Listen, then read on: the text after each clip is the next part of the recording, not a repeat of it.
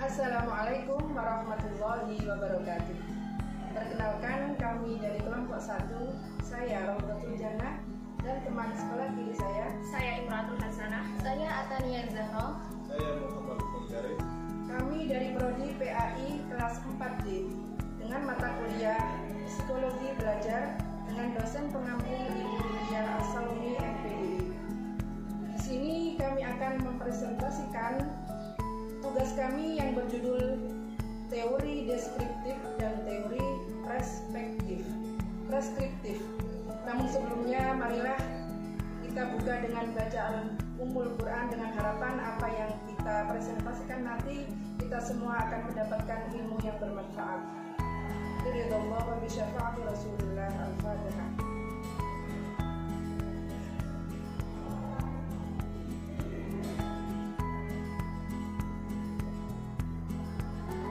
Baiklah teman-teman, untuk indikator-indikatornya akan disampaikan langsung oleh saudara Atania Zahra. Di sini kita akan memaparkan materi kita. Yang pertama,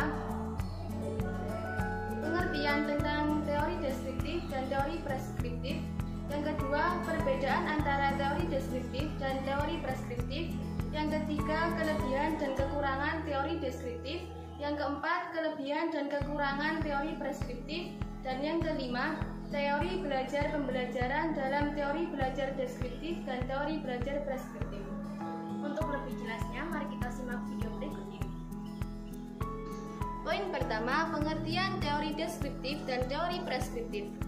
Menurut Jeremy Brunner, teori belajar adalah deskriptif dan teori pembelajaran adalah preskriptif.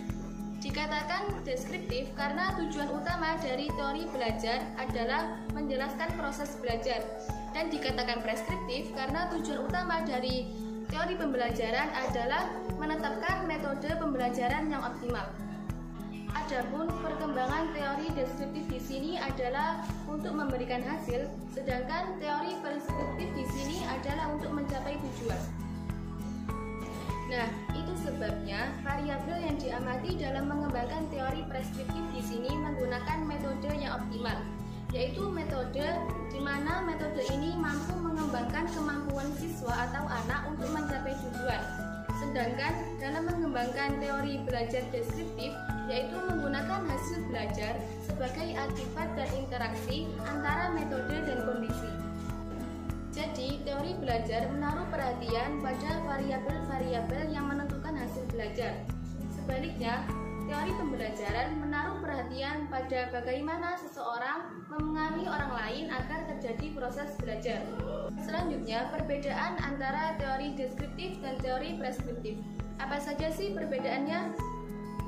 Di dalam teori deskriptif di sini yang pertama adalah mengutamakan hasil belajar sebagai variabel yang dihubungkan dalam teori belajar.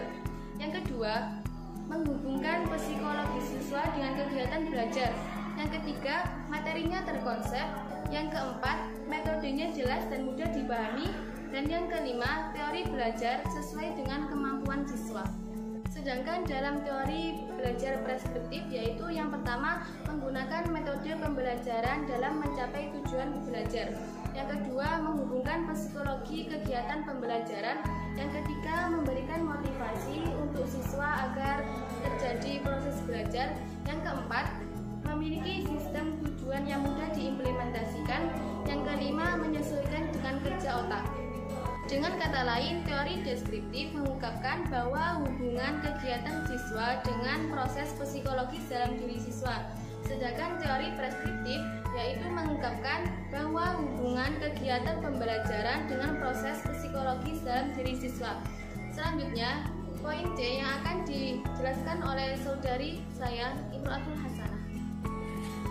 Selanjutnya, di sini saya akan menyampaikan tentang kelebihan dan kekurangan teori belajar deskriptif. Apa sih kelebihan dan kekurangan teori belajar deskriptif itu? Ya, langsung saja. Kelebihannya adalah lebih terkonsep, sehingga mahasiswa lebih memahami materi yang akan disampaikan oleh dosen. Namun, kekurangannya adalah dosen kurang memahami sisi fisiologis siswa dalam mendalami materi tersebut. Di sini, mungkin dosen kurang memahami kondisi mahasiswa dalam memahami materi tersebut. Terlepas paham atau tidaknya, ya karena terkadang mahasiswa itu mempunyai pemikiran yang berbeda-beda. Ada yang langsung paham, ada yang loading dulu. Ya itulah, ada yang saling melengkapi dan ada kekurangan masing-masing. Itu saja yang dapat saya sampaikan. Selanjutnya di sini saya akan mencoba menjelaskan tentang kelebihan dan kekurangan teori preskriptif. Kelebihan dari teori preskriptif adalah lebih sistematis. Kenapa dikatakan lebih sistematis? Karena memiliki arah dan tujuan yang jelas.